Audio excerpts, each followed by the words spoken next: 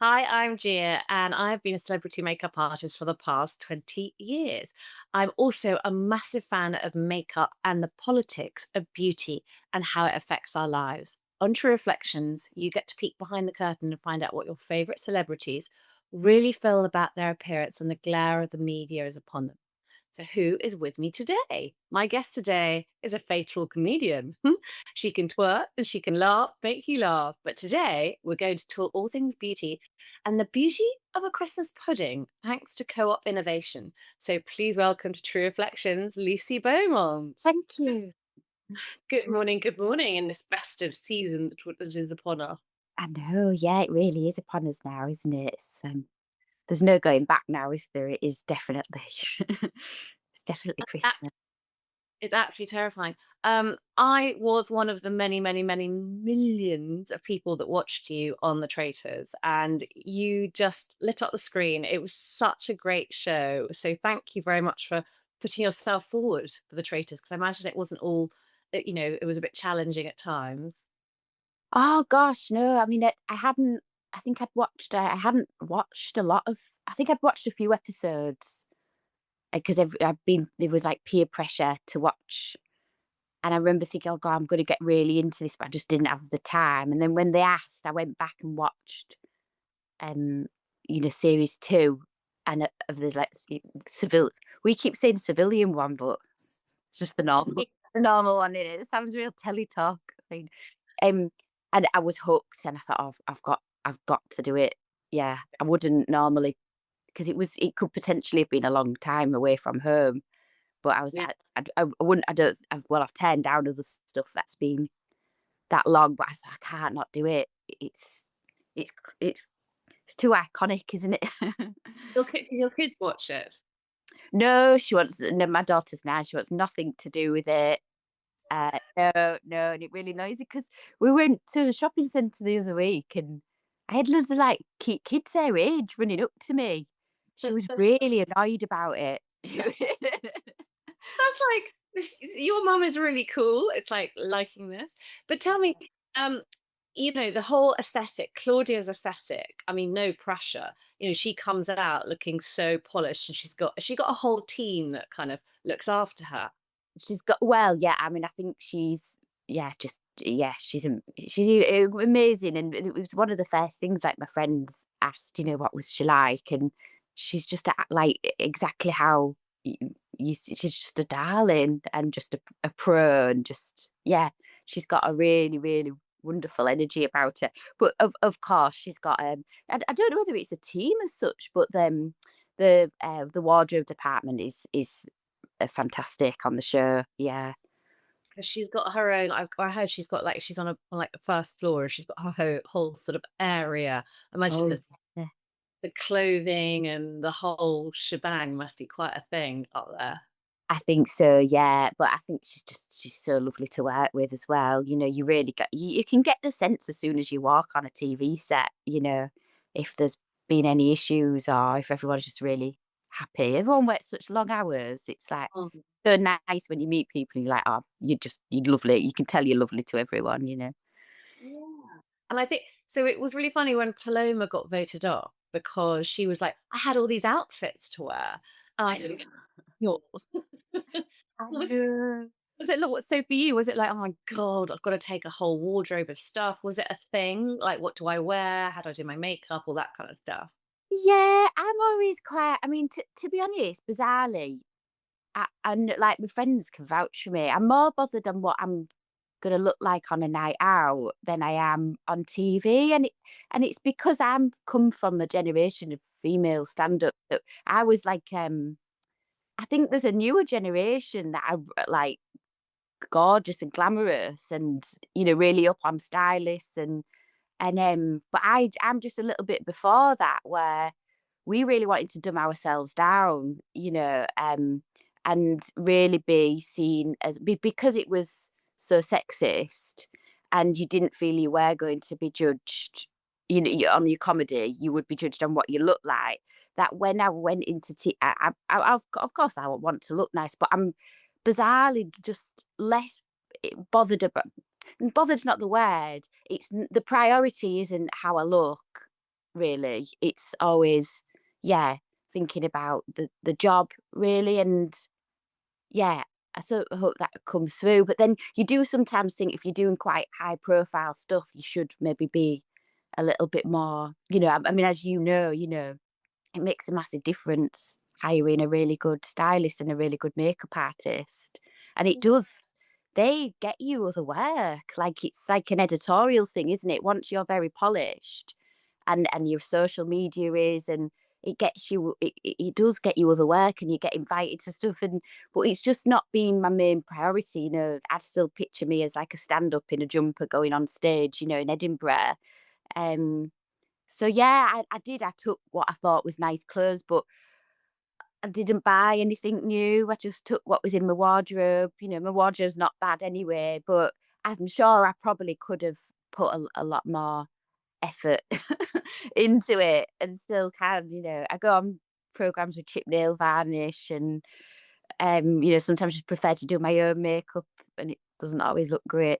So I'm just aware of I feel like it's a privilege to be there as a comedian, and really people aren't there to judge me on what I look like. So it's quite refreshing, really. That's a lovely, lovely thing to hear, and actually really interesting what you say about you when you first started, because I think in the workplace, whether it's stand up or in a lot of other places, where it's a male dominated industry, I think a lot of women do feel the pressure to let focus less on how they look, looking more and focus more on what they're doing as their job per se. So that's an interesting that in the comedy world, it was like, actually, I want them to look at me as who I am, what I'm saying, and how I'm funny, not I'm looking polished. Whereas, which I think is a really good thing. But at the same time, it's like it's sad because it's sort of again you're having to sort of fit into the mold to please the male get the men rather than actually what you might personally want to do.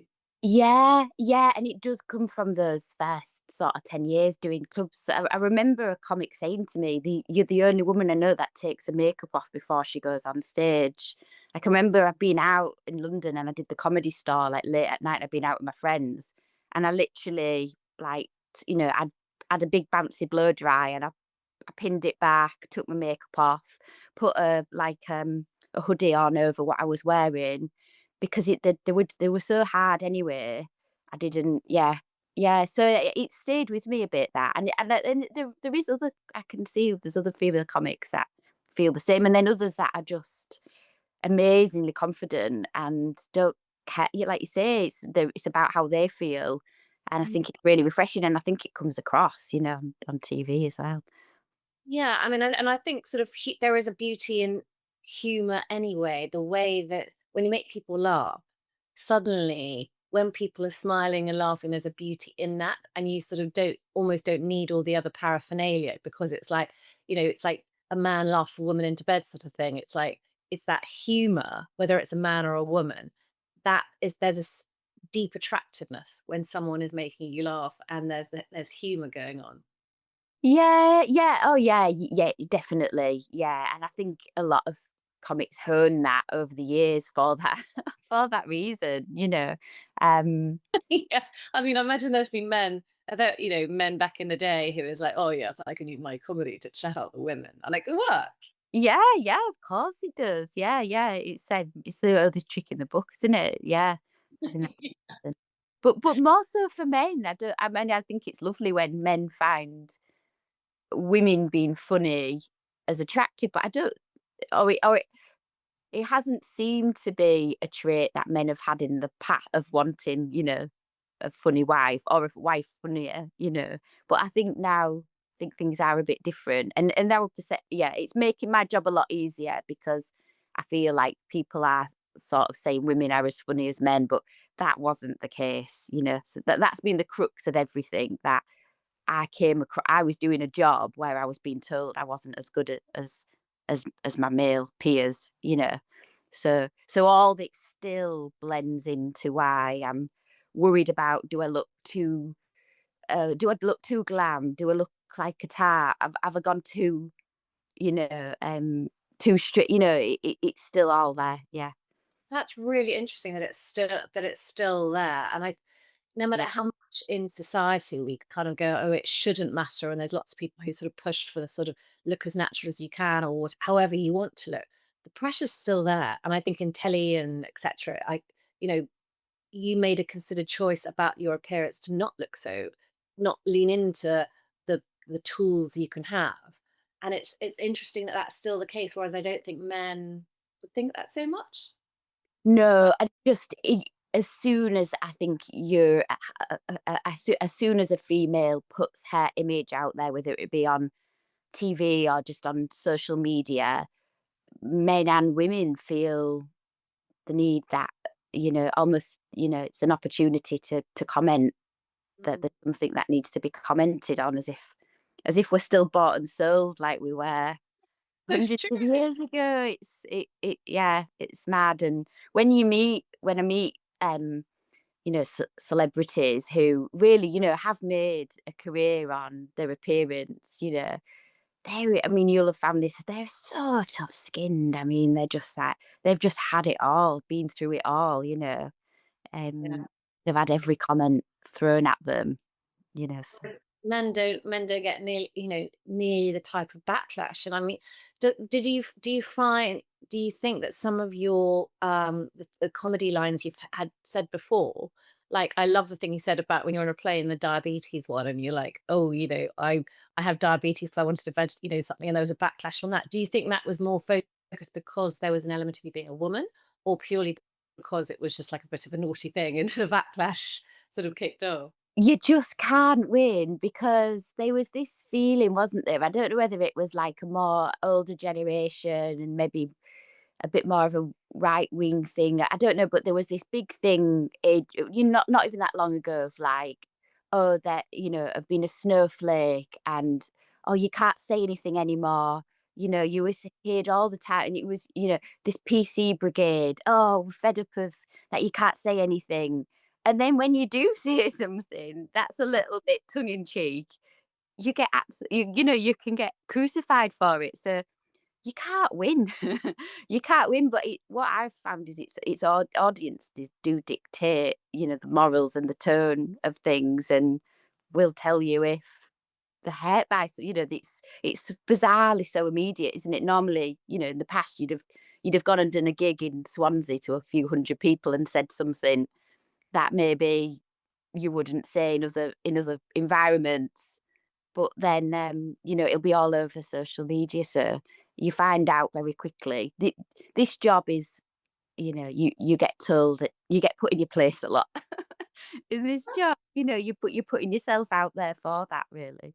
With comedy, it is tricky, and I mean, I loved, when you did Hellraiser, it was brilliant. Again, with women, it can be quite challenging, and we're judged more. So your Hellraisers, which I love, was that a shock when they decided to it stopped? Did you choose that, or is that something that sort of the tough comedy industry dictated?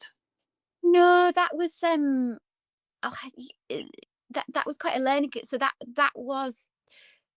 came across, I think, to a viewer as my show, that I wrote it and you know potentially produced it, but it wasn't my show. It was producer led. It was the production company had the rights to an Israeli show, and I just wrote on it, but they sort of packaged it as if it was mine, but which is a way of doing it. And so they hired I co-wrote it, um but I didn't pull all the strings, so it wasn't. It was a tricky time for me, really, because it was great opportunity because I learned a lot, and I learned a lot with a really, a really experienced team. Um, but I was a bit confused because it felt like it was a little bit like my show, because it sort of sold on my name, but yet, you don't get to choose everything the way you would if you would have taken that. I didn't take that show to them. And they gave me an Israeli comedy and said, "Could you make this Hull?" Ah, So, an but Israeli comedy. What they had something. yeah, it was an Israeli comedy that had done really well there, and called Little Mom, and it was in its fifth series. and they bought the rights to it and wanted to adapt it for the UK. So I gave them my world really, but in doing that, because it wasn't my show, I didn't then get to choose a lot of things. I'm not saying it necessarily a negative thing, because you also have a safety net around you, and but so it was tricky because I would have, and it was filmed in Leeds, and I would have filmed it in Hull, and I would have had more Hull actors in it. But it was fat, there wasn't a problem as such. But it's a long-winded way of saying, so like the second series I decided not to do.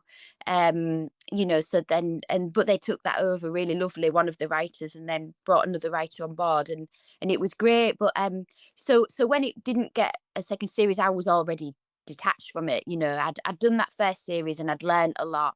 But then really, I went back into stand up and wanted to get into live stuff more. And also thought, a little bit like, the next thing I do, I think I would want more control, really.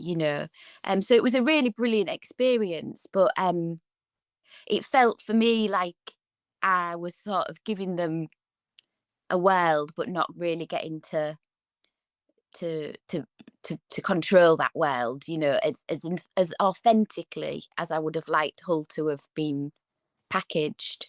And so again, I was really open and quite sensitive to comments, that were telling me that's not really how Hull is, and then other people saying, "Oh yeah, it is," and then other people, like, I found the whole that side of things really, really tricky, because I'm a stand-up. So normally you go out and everything is 100% what you've written, the way you want it to go. If the gig doesn't go well, it's on you.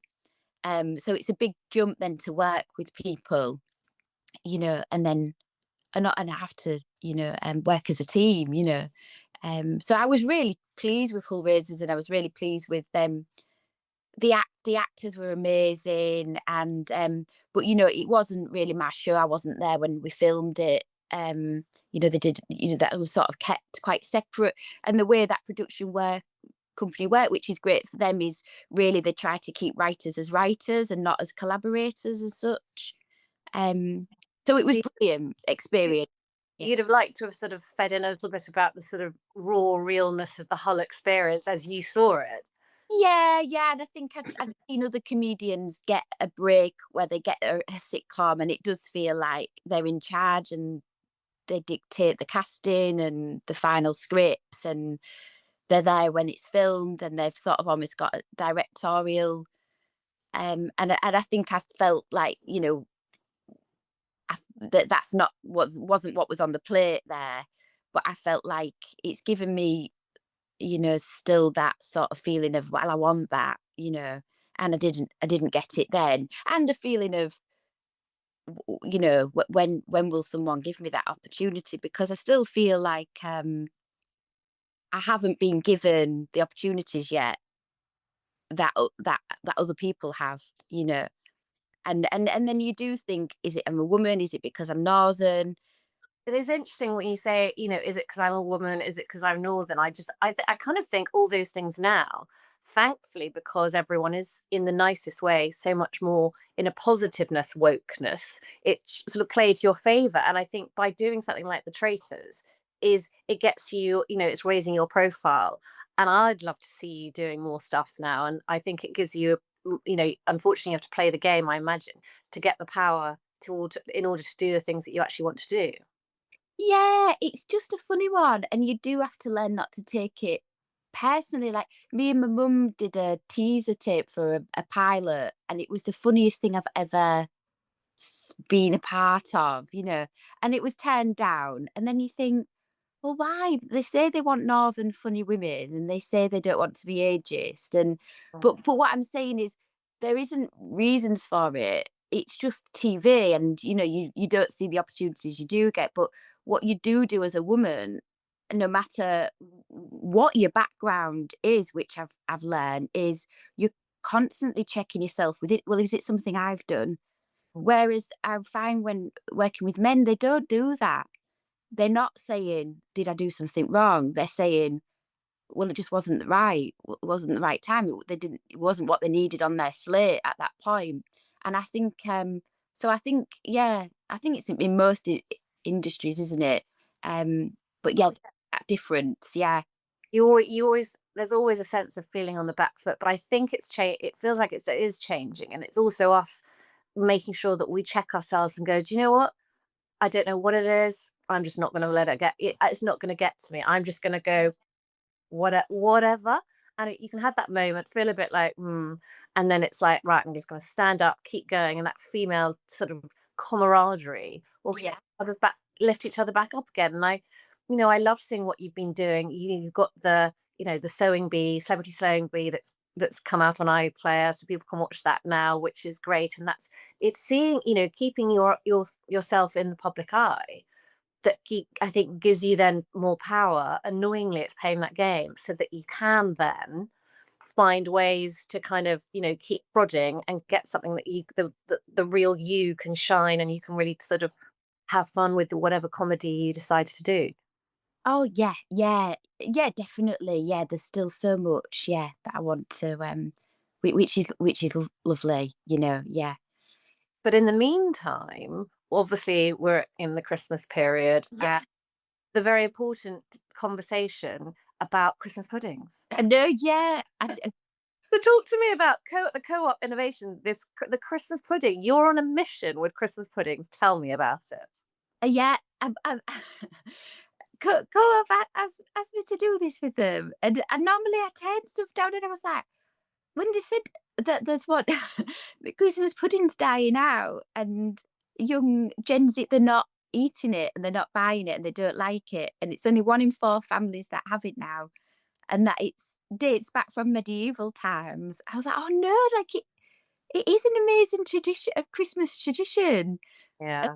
it's partly because you can't put, well, most people wouldn't maybe put money in it now and see who chokes on it, and then we've got microwaves, and it's probably not good I to do love that. I love the money that's put in it. I think that's a really good way at saying to children, right, you can find some money in here, but actually they'd probably rather have like, they don't use money as such these days.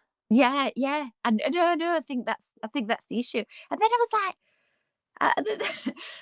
I've done quite a few interviews about it, and I was like, "Is it nice actually?" I started out with like, "See, isn't it so lovely?" And I was like, "Is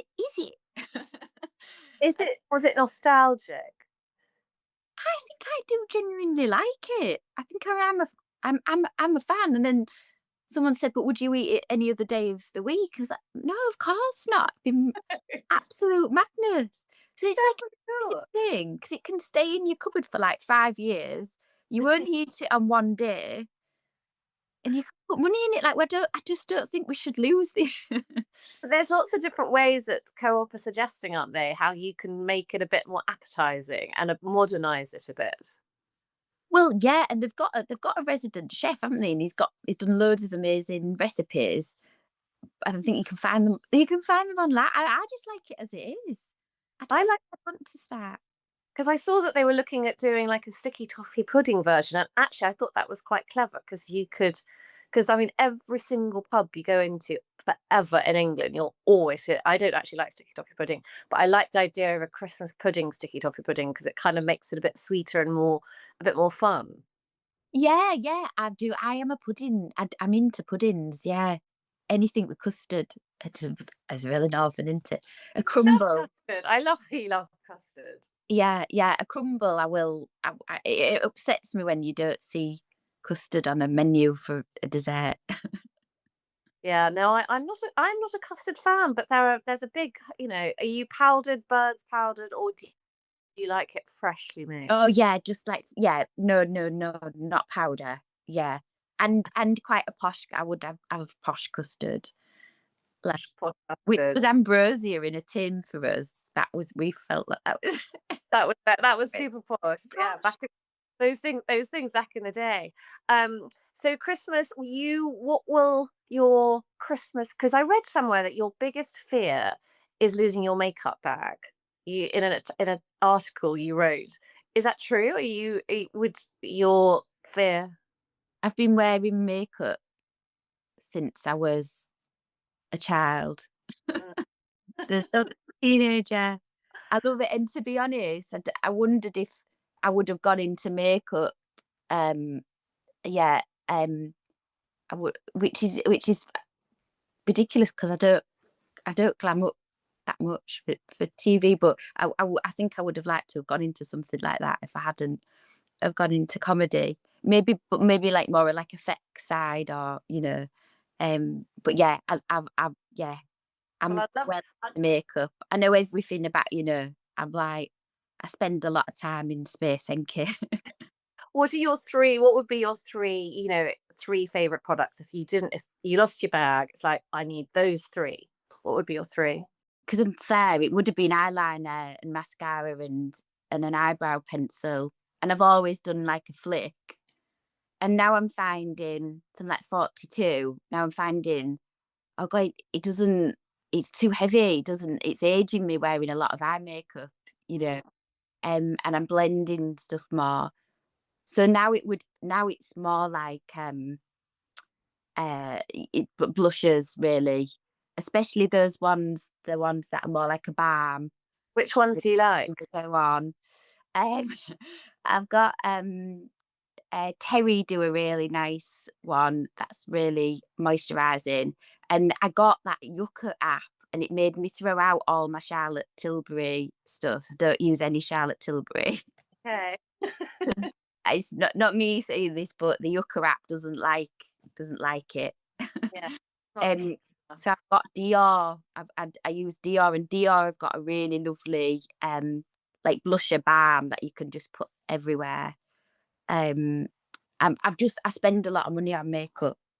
I went past Chanel at St Pancras, and I bought a lovely eye palette and a cheek thing from them as well. So I'm quite I would say I think I'm probably a snob when it comes to makeup.